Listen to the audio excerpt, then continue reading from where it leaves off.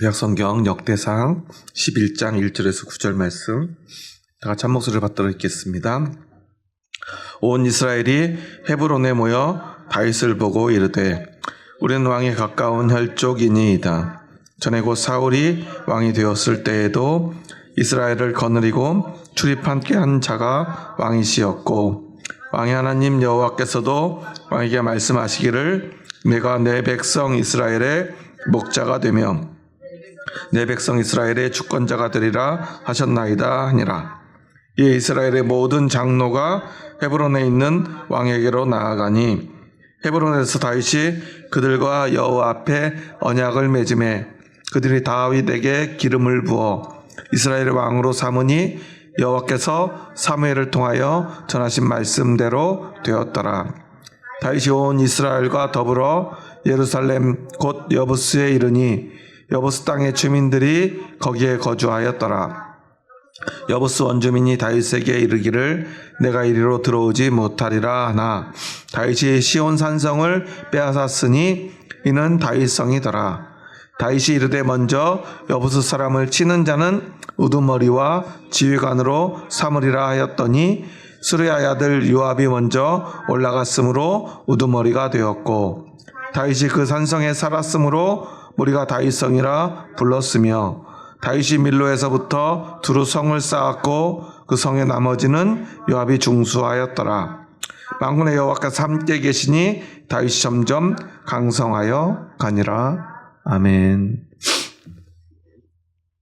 오늘은 지난 시간에 사울왕의 죽음에 이어 다윗이 이스라엘의 왕이 되는 장면이 나옵니다. 먼저 1절에 보면 온 이스라엘이 헤브론에 모여 다윗을 보고 이르되 우리는 왕에 가까운 혈족이니이다. 다윗을 이미 왕이라고 얘기를 하죠. 우리는 다윗에 가까운 혈족이라고 그래요. 진짜 일가 친척들이 모인 걸까요? 그게 아니죠. 우리는 다 한 민족, 한 혈족으로 맺어진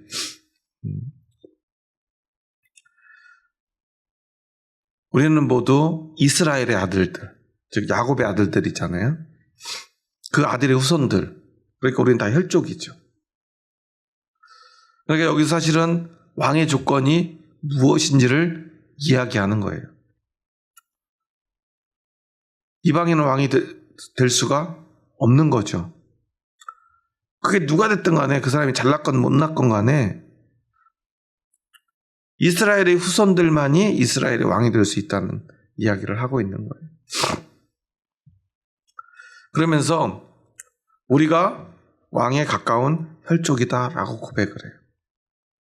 당신이 그러기에 왕이 될 자격이 있고 당신이 왕이 된다면 우리는 하나의 혈족으로서 당신의 다스림을 기꺼이 받아들이고 함께 살 것이고 당신은 우리가 혈족이니까 가까운 혈족이니까 우리를 내 가족처럼 잘 돌봐주고 다스려줄 것이라는 그러한 고백인 거예요. 오늘 본문에 보면 사실 내용이 두 개로 나뉘어져 있어요. 1절에서 3절과 4절에서 9절의 내용인데요. 3절까지는 이 헤브론에 모인 이스라엘 백성들, 그들이 다윗을 왕으로 추대를 하는 장면이죠. 그런데 사실 여기서도 보면은 어떤 전제가 있는 걸 우리가 좀 눈치챌 수가 있어요. 다윗을 왕으로 세우기 위해 모였는데 계속 뭐라고 불러요? 왕이라고 부르죠. 왜 그럴까요? 지금 이 장면은 이미 다윗이 헤브론에서 7년 동안 왕으로 지낸 이유를 말하는 거예요. 이미 헤브론에서 다윗은요 왕으로 지내고 있었어요. 그런데 문제는 그때 당시만 해도 온 이스라엘 백성들의 지지를 받는 왕은 아니었다는 거죠. 어떤 면에서는 스스로 왕이 된 거예요. 헤브론에서의 7년은. 그런데 이제 그 모든 것들을 넘어서 온 이스라엘 백성들의 왕으로 등극하는 순간을 지금 이곳에 기록하고 있는 거죠. 그런 사실 생각해 보세요. 지난 10장의 내용은 사울왕의 죽음이잖아요. 그럼 사울왕이 죽고 바로 다윗이 왕이 됐을까요? 아니라는 거예요. 수년간의 시간이 있었어요. 그리고 다윗 왕이 사울왕에게 쫓기던 또 어떤 역사들이 있잖아요. 다윗이 아무 힘이 없을 때, 또 때로는 목숨을 구걸하기 위해서 이방 나라에 가서 이방 나라 왕에게 고개 숙이고요. 심지어 미친 척했던 그런 어떤 역사들도 있죠. 근데 그런 모든 것들이 다 생략되어 있어요. 그리고 헤브론에서 어떤 전 12지파 전체 이스라엘 백성들의 왕이 되기 전에 마치 남유다의 왕인 것처럼 헤브론에서의 몇 년간의 시간들도 다 생략하고 있어요. 왜 그럴까요? 여기서 우리가 기억해야 될 것은 이 역대 상하의 내용은 진짜 믿음의 사람들은 어떻게 복을 받고 어떻게 하나님께 영광을 돌리며 어떻게 거룩하게 살아가야 되는가에 대한 이야기, 진짜 믿음에 관한 이야기만을 따로 편집해서 기록한 책이라는 사실이에요. 물론 어떤 부족한 상황들, 어려운 상황들을 딛고 일어서는 것도 참 중요하지만 무엇보다 우리에게 가장 중요한 게 무엇인가, 그것만을 이야기하려고 일부러 조금은 뺄 것들은 빼고 또 중요한 이야기들은 강조해서 이렇게 기록한 것이 아닐까 하는 생각을 우리가 할 수밖에 없다는 거죠. 그래서 다윗 왕의 어떤 모습들 가운데 부족했던 것, 전체 온 이스라엘을 아우르지 못했던 순간들은 다 빼고요, 가장 중요한 순간을 먼저 기록하고 있는 거예요. 그래서 온 이스라엘과 또한 온 지파의 장로들이 다윗에게 나와서 한 마음으로 왕으로 추대하는 장면과, 그렇게 세워진 다윗이 이 예루살렘 지역을 정복할 때 그것에 맞섰던 여부수 사람들의 이야기를요, 극명하게 대비해서 오늘 우리에게 보여주고 있는 거예요. 3절까지 보면요, 다윗 왕은 마치 그냥 원래부터 준비돼 가지고 그냥 왕으로 태어나서 그냥 왕이 된 사람처럼 기록해놨죠. 2절에 보면 이렇게 고백해요. 한번 함께 읽어볼까요? 전에 곧 사울이 왕이 되었을 때에도 이스라엘을 거느리고 출입하게 한 자가 왕이시었고, 왕이 하나님 여호와께서도 왕에게 말씀하시기를 내가 내 백성 이스라엘의 목자가 되며 내 백성 이스라엘의 주권자가 되리라 하셨나이다 하니라. 사울이 왕이 되었을 때도 그 조건이 뭐였죠? 이스라엘을 거느리고 출입하게 한 자가 왕이시었고, 이 말을 좀 쉽게 풀어서 말하면 이런 거죠. 왕이 되려면 모든 백성들의 마음을 얻어서 이 백성들을 이끌어갈 만한 지도력이 있는 사람이어야 된다는 거예요. 그래서 당신은 이미 충분히 검증된 사람이라는 거죠. 온 이스라엘이 당신을 따르겠다고 이미 마음속에는 다 담겨져 있고, 지금 이렇게 우리가 분명하게 표현하고, 당신이 왕이 되면, 아니 왕이 되기 전부터도 우리 모두가 당신을 따르고 있고, 당신은 그렇게 우리를 이끌어갈 수 있을 만한 지도력이 있는 사람입니다. 더더군다나 더 중요한 것, 여호와께서 왕에게 말씀하시기를 내가 내 백성 이스라엘의 목자가 되며 내 백성 이스라엘의 주권자가 되리라 하셨나이다. 이 얘기는 누가 했을까요? 아마도 사무엘이 했을 거예요. 사울왕이 죽고 이제 백성들은 우리는 진짜 이제 누구를 따라야 될까 고민이 됐을 거예요. 왜냐하면 사울의 아들들도 거의 다 죽었고요, 살아남은 어떤 자손은 왕이 되기에는 부족한 사람들이 많았죠. 그래서 사람들은요, 하나님이 원하시는 왕은 누구일까? 그런데 이미 사무엘이 다윗에게 기름 부었다는 사실이 소문으로 돌기 시작했고요. 사람들은 그것을 기정사실화했을 거예요. 그들에게 이건 너무나 중요한 일이죠. 왜냐하면 그들은 하나님의 백성이기 때문입니다. 하나님의 백성에게 가장 중요한 것은 그 사람의 어떤 능력, 그 사람의 어떤 인기가 아니죠. 하나님이 세운 왕인가. 앞에서 이야기한 대로 왕으로서의 세 가지 조건. 우리 혈족이어야 되고, 우리를 이끌어가면 지도력이 있어야 되지만, 그 모든 것보다 진짜 중요한 건 하나님이 원하시는, 하나님이 세운 왕인가 하는 거죠. 모든 백성들이 사실은 사울왕의 가족, 그의 후손들에게서 완전히 등을 돌린 이유는 하나예요. 그가 하나님께 버림받은 왕이라고 굳게 믿었기 때문입니다. 사울이 하나님께 버림받고 하나님이 등을 돌렸어요. 그래서 그의 후손들은 왕이 될 수가 없는 거예요. 그런데 하나님이 다윗을 왕으로 세우기를 원하신다는 것을 그들이 알게 된 거죠. 그래서 그들은요, 다윗을 왕으로 섬기기로 마음 먹고 왕으로 추대하고 있는 거예요. 그리고 절차를 밟아요.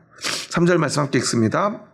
이에 이스라엘 모든 장로가 헤브론에 있는 왕에게로 나아가니 헤브론에서 다윗이 그들과 여호와 앞에 언약을 맺음에 그들이 다윗에게 기름을 부어 이스라엘의 왕으로 삼으니 여호와께서 사무엘을 통하여 전하신 말씀대로 되었더라. 아멘.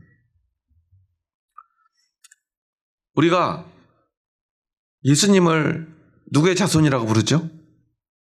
다윗의 자손이라고 부르죠. 거기서 우리는 우리 신앙 생활의 원리를 생각해 볼 수 있어요. 오늘 다윗이 왕으로 되는 걸 보면 그들은 왕을 간절히 원해요. 원하고 누가 왕인지를 알게 됐죠. 어떻게 알게 돼요? 하나님이 그 사람을 왕으로 세우셨다. 그러니까 그들이요, 마음으로 그것을 받아들여요. 받아들인 다음에 뭘 하죠? 구체적으로 실행에 옮겨요. 다윗을 왕으로 추대합니다. 그래서 모든 장로들이 모여서 다윗에게로 가서 그에게 기름을 붓고요. 그 다음에 왕으로 세워요. 우리 믿음도 이와 같아요.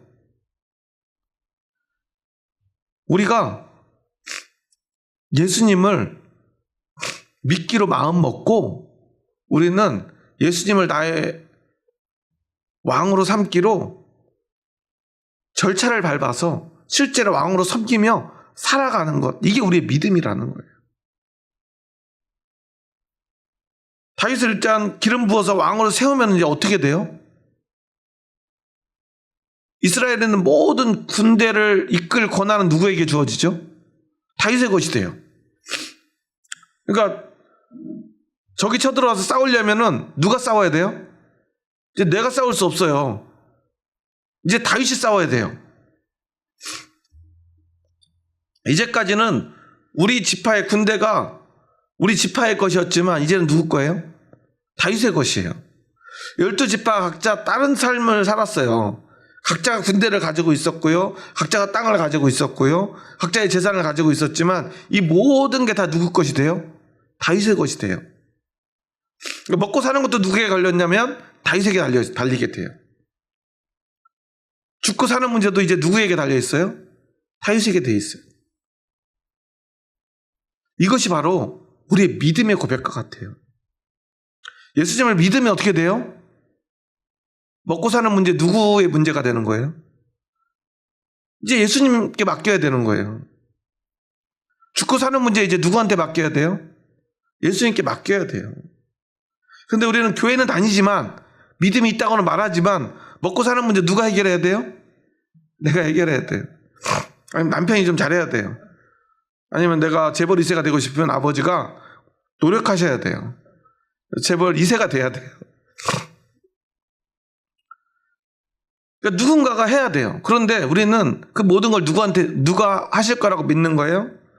예수님이 해주실 거라고 믿고 우리 예수님께 맡기는 거예요. 이것은 그냥 마음속에 있는 거나 상상 속에 있는 거나 마음을 먹는 정도의 문제가 아니에요. 실제 그것을 실행에 옮기는 거예요. 모든 이스라엘 지파의 장로들이 헤브론으로 가야 돼요. 그리고 왕으로 세워야 돼요. 그래야지 모든 사람들 앞에 보여줘야 돼요. 그래서 이제는 어때요? 모든 권한이 다윗 왕에게 있음을 모든 사람들이 다 보게 되는 거예요. 우리의 신앙생활도 마찬가지죠. 사람들이 나를 보면 나는 먹고 사는 문제를 누구한테 맡기는 걸로 보여야 돼요? 예수님께 맡기는 걸로 보여져야 돼요. 죽고 사는 문제도 나는 예수님께 이걸 다 맡기고 있다는 것이 보여져야 돼요. 그래서 드러나야 돼요. 우리가 세상 살면서요, 내가 진짜 예수님을 잘 믿고 있는지 안 믿고 있는지, 하나님만큼은 아니지만 이 세상에서 가장 잘 알 수 있는 존재들이 있어요. 그게 누굴까요? 여기 계신 분들은 자녀들이 있으면 우리 자녀들이 알아요. 우리 엄마는, 우리 아빠는 예수님 없이는 살 수 없는 사람이라는 것을 자녀들이 알게 돼요. 근데 내가 믿음이 없으면 자녀들이 몰라요. 우리 엄마 아빠가 예수님 없이도 살 수 있다고 생각해요. 열심히 나가서 돈 벌어야 하지만 살 수 있다고 생각해요. 그렇게 되면 그것이 우리의 증거가 돼요. 그런데 우리가 좀 부족해도요, 좀 연약해도요, 좀 잘 못해도요, 내가 내 삶을 예수님께 맡기면 살면요, 함께 사는 가족들이요, 특히 자녀들은요, 알 수밖에 없어요. 저는 예전부터 참 안타까웠던 게, 많은 목사님들이요, 목회는 잘하는데 자녀들이 믿음이 없는 분들이 생각보다 많아요. 신앙을 떠나는 분들이 많아요. 그 이유를 들어보면 누구 때문이에요? 목사님인 아버지 때문에. 예전에 제가 대학교 다닐 때 제 후배가 하나 있었는데, 길에서 이제 우연히 전도했다가 이제 저희 동아리 방으로 이렇게 데려와서 얘기를 하다 보니까, 처음에는 얘가 별로 믿음이 없는, 교회를 안 다녀보낸 줄 알고 막 열심히 전도를 했거든요. 나중에 얘기하다 보니까 목사님 딸인 거예요. 그래서 전 너무 이상해가지고 이제 좀 기회가 돼서 단둘이 얘기를 할 기회가 있어가지고, 근데 너는 왜 마치 한 번도 교회를 안 다녀본 애처럼 행동을 했냐고 물어봤어요. 그랬더니 그런 얘기를 하더라고요. 사실은 자기가 선배들 만나기 전까지는 자기 교회 다닌다는 사실을 비밀로 하고 싶었대요. 왜냐면 자기는 너무 아버지가 싫어가지고 이제 대학교를 딱 가는 순간, 성인이 되는 순간부터 교회를 완전히 떠나야 되겠다고 생각을 했대요. 근데 대학 가기 전까지, 어른이 되기 전까지는 어쩔 수 없이 참았대요. 왜 그럴까요? 먹고 살아야 되니까. 그게 한 표현이에요. 아직 어른이 아니라. 근데 이제는 내가 성인이 됐으니까 이제는 자기는 독립하려고 그런대요. 그 독립하려는 가장 중요한 이유는 교회를 완전히 떠나기 위해서. 그런데 저희 선교단체에서 함께 전도하고 함께 생활하면서 자기가 많이 변했어요. 선배들 함께 있어 보니까 비로소 예수님이 좋은 걸 조금 알겠대요. 그런데 자기는 이제까지 예수님이 좋다는 생각을 한 번도 못 해봤대요. 왜냐면 아버지를 보니까 너무나 강압적이고 폭력적으로 자기에게 했던 그 모든 시간들 때문에 믿음을 강요하거나, 자기가 볼 때는 앞에서는 믿음을 이야기하지만 뒤에서는 전혀 하나님을 의지하지 않고 예수님께 자신의 삶을 다 맡기는 것처럼 느껴지지 않았대요. 위선적으로 보였다는 거예요. 물론 가족과 함께 사는 그 삶이 정말 완벽하게 진실하고 정말 믿음의 삶인 것처럼 보여지기는 쉽지 않죠. 그렇기 때문에 우리는 믿음 있는 척 말고 진짜 믿음이 있어야 돼요. 그러면 조금 부족해도요, 자녀들은 알아요. 우리 아버지는, 우리 어머니는 진짜 예수님 없이는 못 사는 분이구나. 그런데 예수님 없이도 다른 걸로 잘 살 수 있는 것처럼 보여진다면 우리는 참 부끄러운 모습이 될 거예요. 우리는 이것을 기억해야 돼요. 진짜 믿음이 무엇인가를. 진짜 믿음을 이야기하려면 내 삶을 하나님께, 아니 예수님께 온전히 맡겨드릴 수 있어야 돼요. 그게 먹고 사는 문제든 죽고 사는 문제든 똑같아요. 우리가 어제처럼 저도 막 빙판길을 목숨을 걸고 이렇게 운전을 하고 가다 보면 절로 기도가 되죠. 하나님 안전하게 집에까지만 갈 수 있게 해달라고 기도하게 돼요. 그런 사실 집에까지 가는데 제일 중요한 건 저의 능숙한 운전 솜씨인 것처럼 보여줄 수도 있어요. 근데 제 자동차가 빙판길도 잘 올라갈 수 있는 성능이 필요하기도 해요. 그것은 사실이잖아요. 저희 차도 만약에 빙판길을 도저히 올라갈 수 없는 상태였다면 아무리 제가 운전 솜씨가 능숙해도 그 길을 빠져나올 수 없었을 거고요. 차에 그런 성능이 있어도 내가 그걸 사용할 만한 실력이 없으면 못 빠져나왔겠죠. 그렇지만 우리는 기도해요. 좋은 차의 성능이 있건 없건 내 운전 실력이 뛰어나건 뛰어나지 않건 하나님 도와달라고 기도하죠. 왜냐하면 우리에게는 믿음이 있기 때문에 그래요. 그것은 다 부수적인 거라고 우리는 믿기 때문이에요. 결국 나를 돕고 인도하시고 살리시는 분은 하나님이라고 믿기 때문에 기도하는 거예요. 물론 무서워서 그런 경우도 있지만 우리에게 더 중요한 건 그것입니다. 어떤 모든 순간에 하나님이 함께 하셔야만, 하나님이 도우셔야만 된다는 고백이에요. 그래서 이스라엘 백성들은요, 그 믿음의 고백을 다윗을 통해 하나님께 드리는 거예요. 다윗을 왕으로 세웠다는 것은요, 그를 왕으로 세우기 원하시는 하나님의 뜻에 순종하는 거예요. 그리고 그 순종과 믿음은 삶으로, 실행으로. 그래서 그들이 모두가 헤브론으로 나와서 다윗을 왕으로 세우는 것으로 드러나요. 그걸 통해서 그들은요, 그들의 모든 것들을 경제적인 문제든 생과사의 문제든 그것을 다윗에게 다 맡겨드립니다. 그것을 통해서 그들은 그들의 삶을 하나님께 맡겨드리는 거예요. 그런데 상대적으로 이제 여부스 사람들이 나오죠. 우리 함께 4절 5절 말씀 함께 읽습니다. 다윗이 온 이스라엘과 더불어 예루살렘 곧 여부스에 이르니 여부스 땅의 주민들이 거기에 거주하였더라.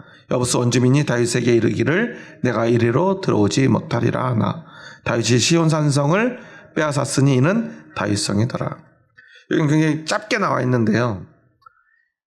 이 예루살렘, 그것을 옛날엔 여부스라고 불렀어요. 왜냐하면 이 예루살렘 땅에 거주하는 사람들이 여부스 사람들이었거든요. 그래서 나중에 시편에 보면 여부스라는 말이 나오면 거기가 어디예요? 예루살렘이에요. 그런데 이 예루살렘에 사는 여부스 사람들이 왜 이렇게 다윗에게 너는 여기를 못 들어올 거야 라고 말했을까요? 이유가 있어요. 예루살렘 성전이 있는 그 예루살렘 성인 그 산은요, 남쪽과 동쪽이 완전히 절벽이에요. 그것으로 사람이 기어오를 수가 없어요. 그러면 그 성을 정복하기 위해서 쳐들어갈 수 있는 길은 딱 정해져 있잖아요. 그런데 성에서 그 길목을 딱 막아놓고 여기를 지키면 이곳을 쳐들어와서 자기들을 함락시킬 수 있는 사람들이 아직까지 한 번도 없었던 거예요. 여부스 사람들은요, 그게 누구든 상관없었어요. 너희는 우리 여기 쳐들어와서 우리를 이길 수 없어. 이게 여부스 사람들의 믿음이에요. 우리가 세상 살아갈 때도 똑같아요. 세상 사람들은 무엇으로 살아간다고 그러죠? 돈으로 살아가잖아요. 돈이 있어야 살아요. 돈이 없으면 죽어요. 이게 세상 사람들의 믿음이죠. 사실 우리도 그래요. 우리도 돈 없이 못 살잖아요. 그러니까 세상의 이치는 정해져 있다는 거예요. 어떤 사람이 살고 어떤 사람이 죽는지. 항상 세상은요, 가진 사람들의 편이죠. 돈 있는 사람의 편이에요. 힘 있는 사람의 편이에요. 그렇지 않습니까? 법이라고 하는 것이 만인에게 평등한 것 같지만 법은 누구의 편이죠? 항상 가진 사람들 편이에요. 여러분, 똑같은 어떤 어려움이 있을 때 수십억 원 되는 비용을 내고 우리나라에서 제일 좋은 그런 법인의 그 변호사들을 죄다 사가지고 재판을 하면 웬만하면 잘 안 지겠죠. 그런데 우리 보통 사람들은요, 그런 변호사 쳐다도 못 봐요. 수임료가 너무 비싸서요. 물론 어떤 분은 감옥에서 잠깐 나가서 좀 쉬고 싶어가지고 하루에 막 수천만 원씩 들여가면서 변호사를 써가지고 나가서 면회하고 편안하게 있었다고 하던데, 돈이 많으면 그럴 수도 있겠죠. 그런데 보통 사람들은요, 재판하는데 변호사 쓴다는 것 자체가 어려운 일이에요. 그러니까 법도 돈 있는 사람들의 편이 되는 거예요. 세상의 이치는 똑같아요. 예나 지금이나. 그러니까 여부수 사람들이 볼 때 자기들은 여기서 한 번도 져본 적이 없고 다윗이 누군지도 잘 모르겠어요. 뭐 소리는 어떤 이 사람이 대단한 사람이라는 얘기는 들어봤지만 그렇지만 별게 없어요. 왜냐하면 우리가 가지고 있는 게 너무나 튼튼하고 견고하기 때문에. 그런데 다윗은요, 아랑곳하지 않아요. 아마도 지리적으로 군사적으로 다윗은 그들을 이길 수 없었을 거예요. 그런데 여부수 사람들이 간과한 게 하나가 있어요. 오늘 우리 마지막 9절 말씀 함께 읽습니다. 만군의 여호와께서 함께 계시니 다윗이 점점 강성하여 가니라. 중요한 건 백성들은 다윗을 왕으로 세웠고 다윗은 여호와께서 함께 하셨다는 사실이에요. 그러니까 원래 이 싸움은 다윗이 이길 수 없는 싸움이 맞아요. 그런데 이길 수 있는 싸움으로 바꿔주신 거예요. 누가요? 하나님께서. 우리도 우리의 믿음을 생각할 때 기억해야 될 게 있어요. 예수님 믿으면 모든 문제가 다 해결되나요? 아니죠. 우리는 그걸 인정해야 돼요. 세상에서는요, 우리에게 돈도 필요해요. 집도 필요하죠. 오죽하면 예수님도 그랬잖아요. 참새도 제 집이 있는데 인자는 머리 둘 곳이 없다고 그랬어요. 예수님 자신이 그냥 집도 절도 없이 떠돌아다니는 인생이었거든요. 이게 예수님조차도 집 없이 사는 서름이 컸던 거예요.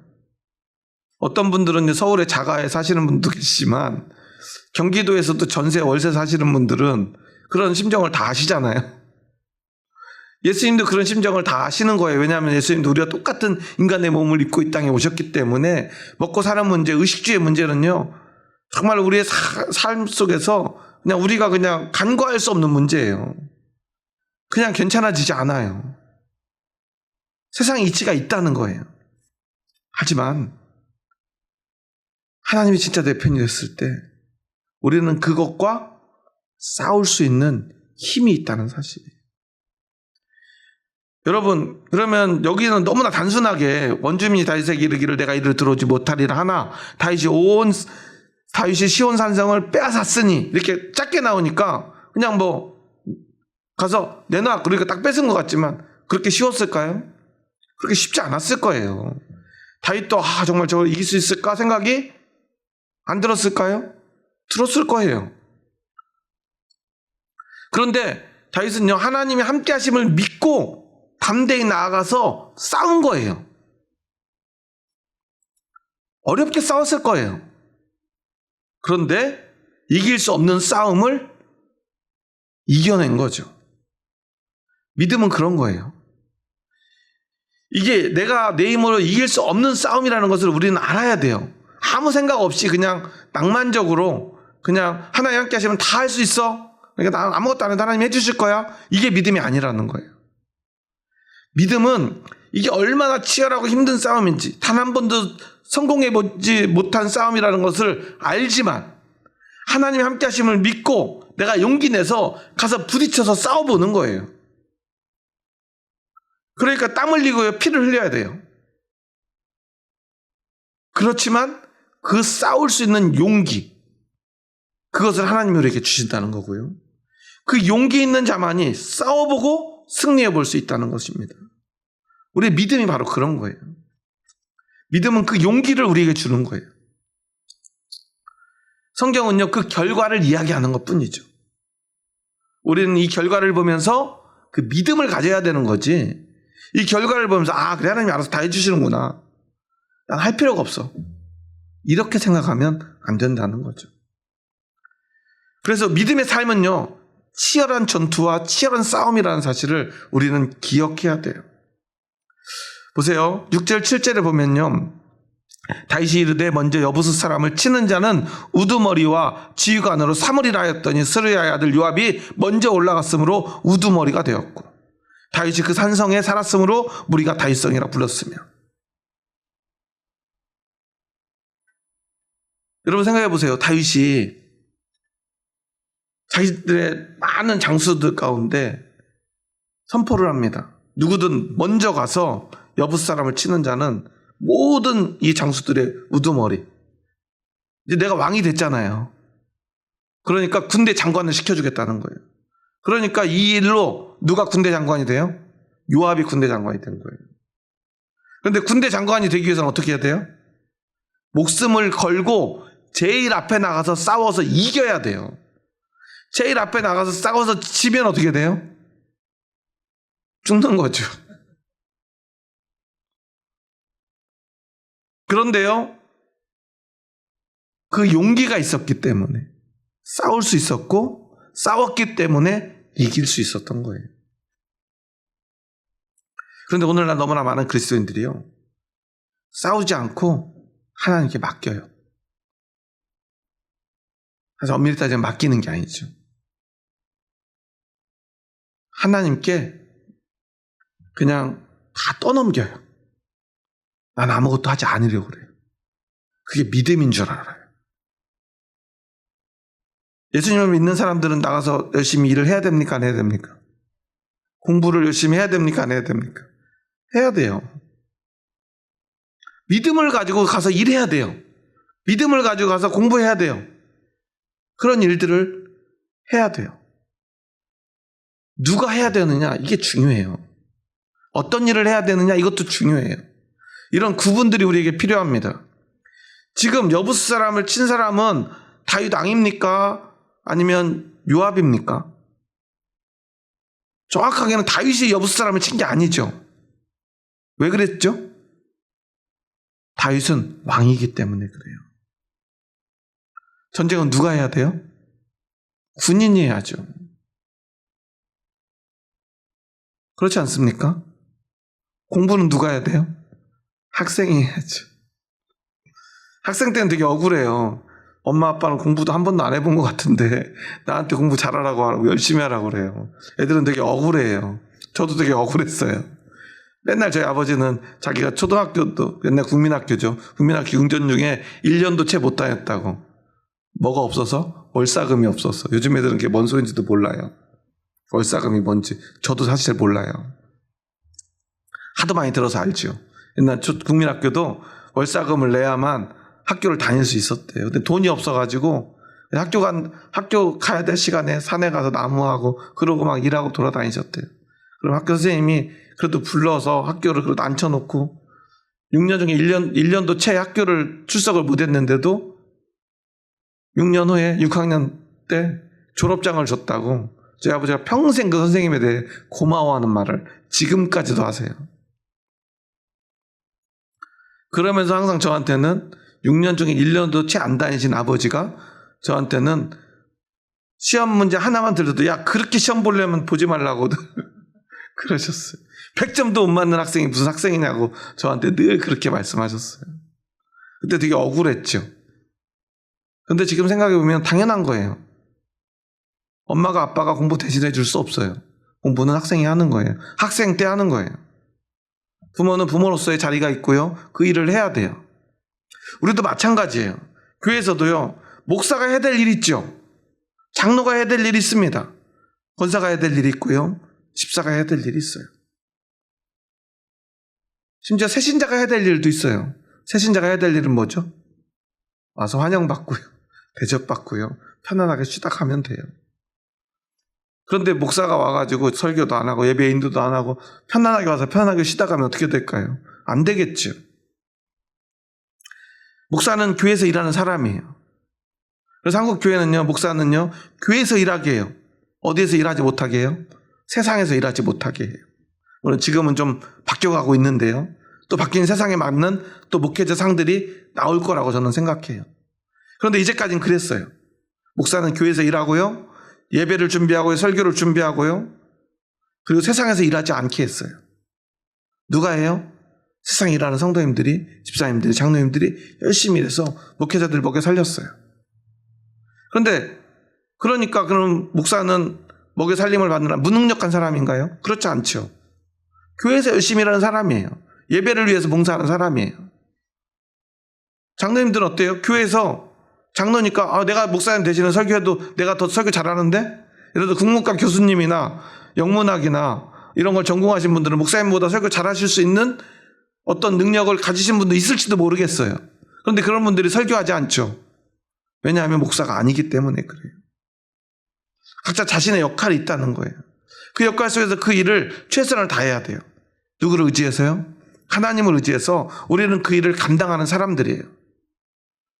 그래서 각자의 역할 속에서 우리는 하나님을 의지해서 목숨을 걸고 열심히 싸우는 사람이라는 사실이에요. 그러니까 목사가 싸워야 될 전쟁터는 강단이고요. 성도가 싸워야 될 전쟁터는 사실 엄밀히 따지면 이 교회가 아니라 세상입니다. 자신의 직장이나 사업장에서, 학생들은 학교에서, 그곳에서 하나님 의지해서 열심히 싸워야 돼요. 열심히 일해야 돼요. 그런데 그냥 하는 게 아니라 하나님을 의지해서.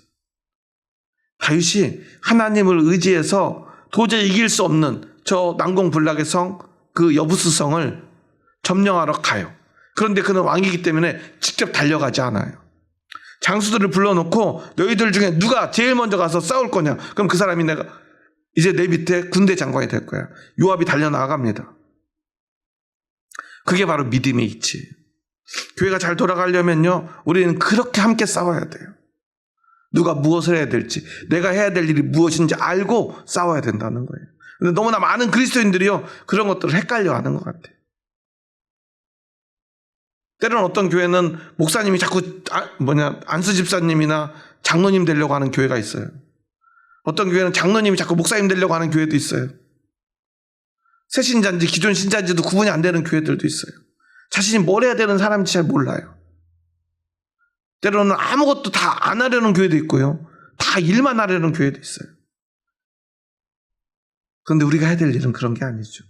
자신의 위치에서 하나님을 의지해서 무엇과 싸워야 될지, 무엇을 위해 싸워야 될지, 어떤 자리에서 싸워야 될지를 아는 게 필요합니다.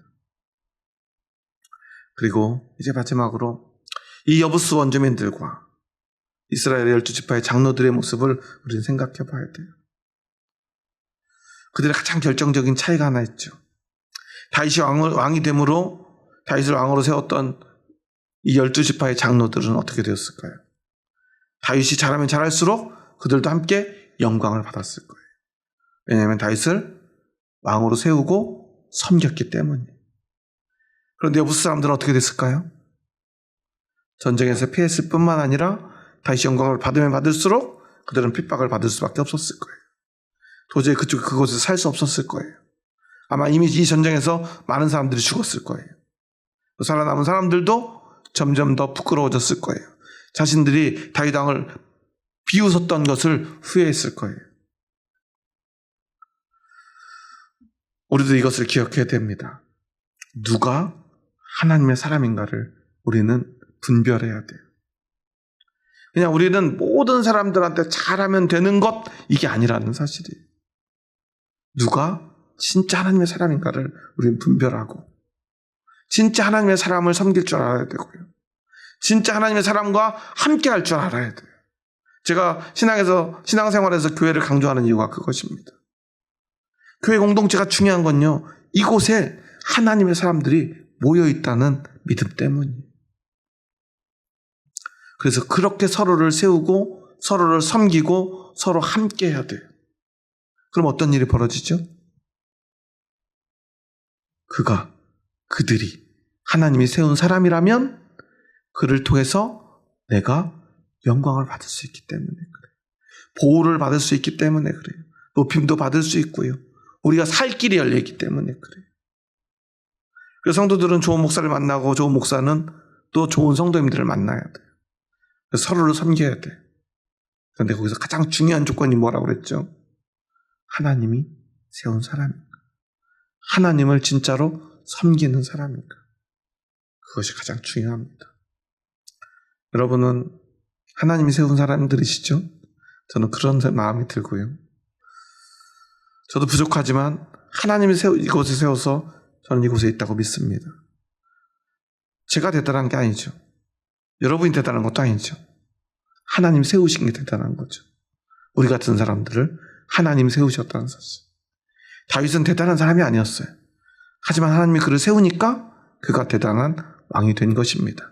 우리도 마찬가지입니다. 하나님이 우리를 이곳에 세우셨기에 우리가 이곳에서 당당히 살아갈 수 있는 것입니다.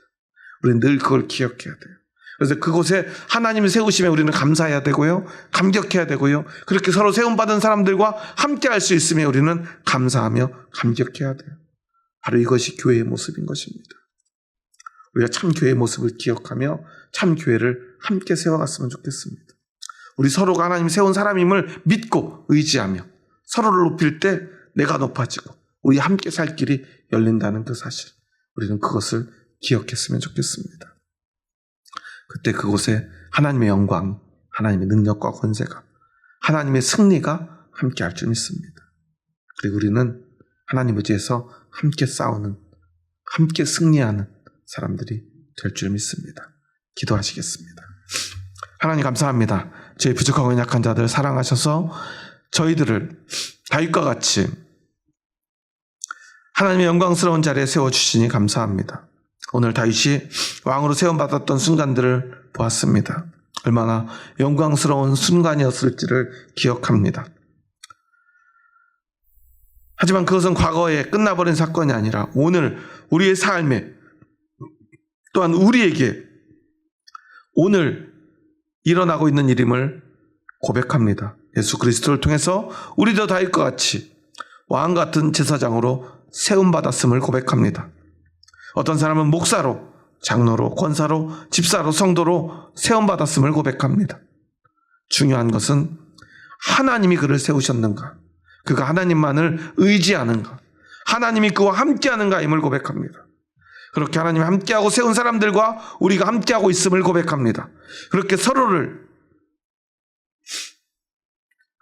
하나님의 이름으로, 하나님의 세우심으로 높이고 함께할 때 그곳에 하나님의 함께하심이 있고 하나님의 능력과 권세가 있고 하나님의 승리가 있음을 고백합니다. 오늘 이곳 주님의 몸된 교회, 예수정원교회 하나님의 함께하심이 있음을 고백합니다. 그래서 오늘 우리는 이곳에 나왔고 이곳에서 서로를 섬기며 함께 하나님을 높입니다. 주님 홀로 영광받아 주시옵소서. 그리고 우리와 함께하여 주시옵소서. 예수님의 이름으로 기도합니다. 아멘.